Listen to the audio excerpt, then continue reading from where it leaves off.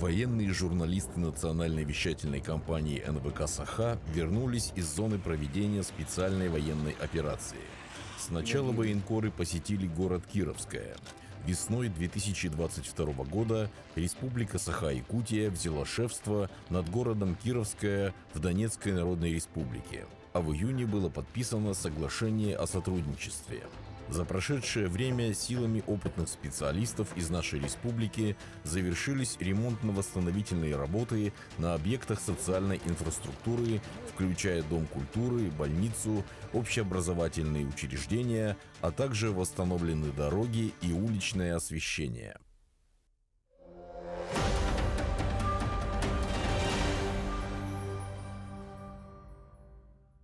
С весны прошлого года Республика Саха-Якутия проводит ремонтно-восстановительные работы в городе Кировское. Ремонтные работы здесь не проводились со времен Советского Союза. В знак благодарности местные жители даже хотят переименовать центральную улицу на Якутскую. Сегодняшнее состояние инфраструктуры Донбасса – это не только последствия 8-летней войны, это последствия 30-летней так называемой самостийности.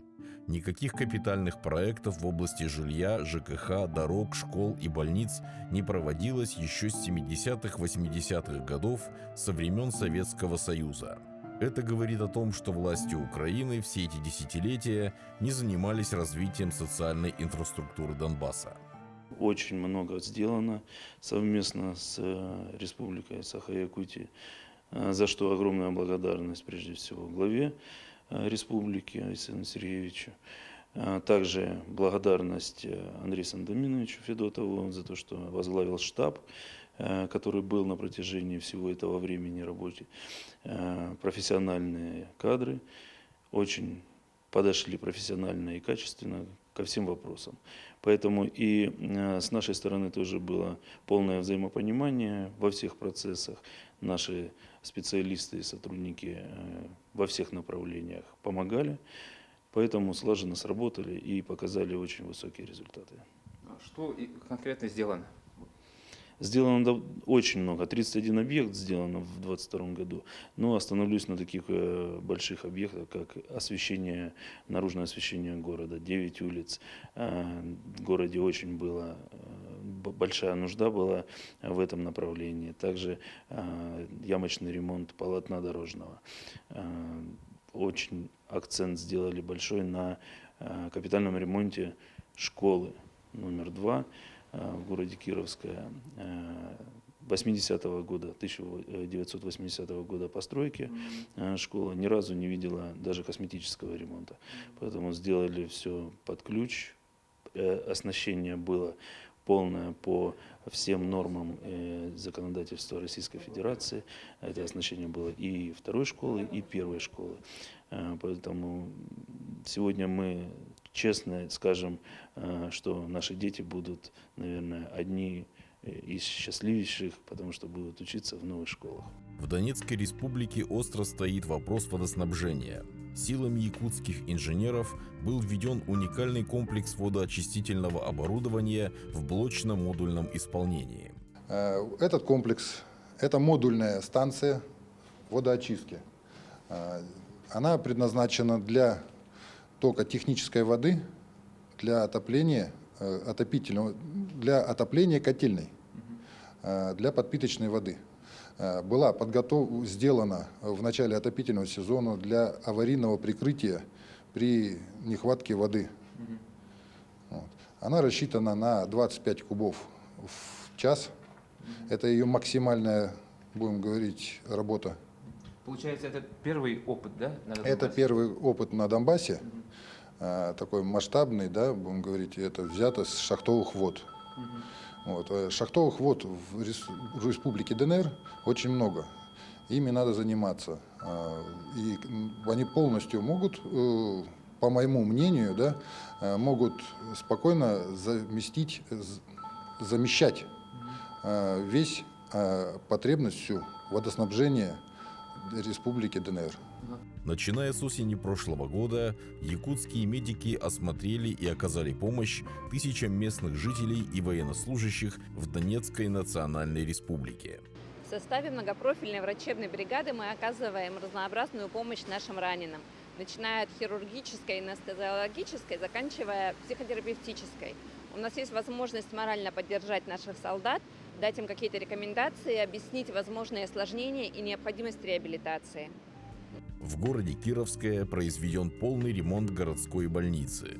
Теперь жители могут получать полную медицинскую помощь. В этом году и прошлом году силами якутской делегации, которая здесь у нас работала, произведен ремонт кровли, отопление, введен в эксплуатацию лифт.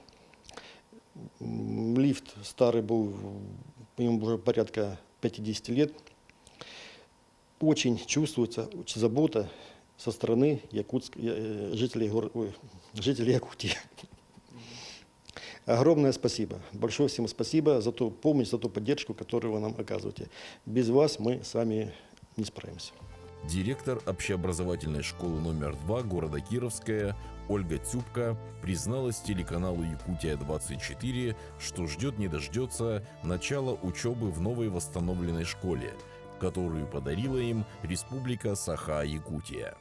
Изменилось практически все, потому что поменяли, начиная от самого такого, что необходимо нам было, это отопительная система полностью поменяна, электропроводка полностью поменяна, стены выровняны и отштукатурены, и покрашены, холодная вода поменяна, санузлы полностью поменяли, то есть вывезли, завезли новую мебель, все новое. Актовый зал полностью сделали, вы видите, какой ремонт здесь, и стулья поменяли, и оборудование, компьютерных 2 класса, оснащены современными компьютерами, мы туда поднимемся, увидите, спортивный зал, столовая переоборудована тоже практически все, и кухонное оборудование, и мебель, которая в кухне находится, в столовой, это все, все новое завезено, поэтому практически все здесь новое в нашей школе. Ощущаете поддержку со стороны Якутии? Да, конечно ощущаем. Мы с ними, сотрудничаем и практически выполняют любые наши желания. То, что мы не пожелаем, мы, конечно, поначалу так сомневались в этом, нам было как-то, мы не верили в это во все, но сейчас мы уже это, конечно, почувствовали, что, действительно, Россия своих не бросает и помогают нам, и восстанавливают, и очень рады, и дети очень хотят уже прийти в эту школу, в новую, поучиться, посидеть за новыми партами, и, конечно же, ждут этого. Поэтому большое спасибо Республике Саха-Якутия и за такую, даже я не знаю, как это назвать, это огромная помощь для наших детей и вообще для всего города. Помощник полномочного представителя президента Российской Федерации по Дальневосточному федеральному округу Игорь Цветков высоко оценил оказание ремонтно-восстановительных работ Республики Саха-Якутия городу Кировское. По оценкам руководства страны, по оценкам руководства Донецкой Народной Республики, Якутия занимает передовое место, достойное место. Во-первых, они делают качественные объекты. Народ этим доволен. Выполняют работу на высоком профессиональном уровне с наименьшими затратами за квадратный метр строительно-монтажных работ. Подходят комплексно. Если подошли к школе, значит они ее от крыши до фундамента сделали. Подошли к улицам, сделали освещение. В Ждановке не было освещения уже десятки лет. Не было воды. Они единственные в Донецкой Народной Республике использовали шахтную воду. И вода по экспертизе сейчас первой категории, что можно использовать не только как ее техническую, но и как питьевую воду. На этот год часть спланированных объектов под капитальный ремонт. Опять же, сумма выделяется достойная. Будут часть средств выделена с федерального бюджета. Все эти объекты были согласованы как и с руководством Республики ДНР и с Республикой Саха-Якутия. Я думаю, команда профессионалов, как и в прошлом году, и в этом году справится достойно и выполнит на 100% все поставленные перед собой задачи.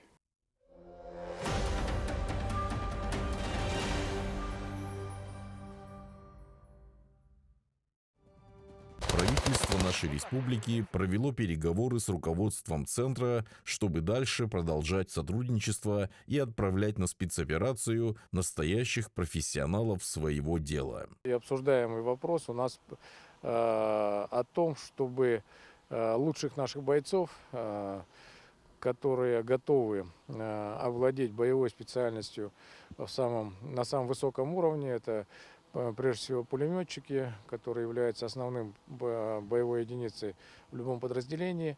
Это операторы БПЛА, это штурмовые отряды, которые работают на бронетехнике. Вот, чтобы этих ребят наших, у них была возможность здесь обучаться. Таким образом достигается действительно высокий уровень выполнения боевых задач. Ну и, конечно, такая подготовка дает еще большие шансы выжить и победить. Позывной Якут, да? Да. Позывной Якут. Странно, да? Чего бы это? И какой бы еще, да? Так и есть. Передаю привет Якутии, сестрам, тете якутские, которые...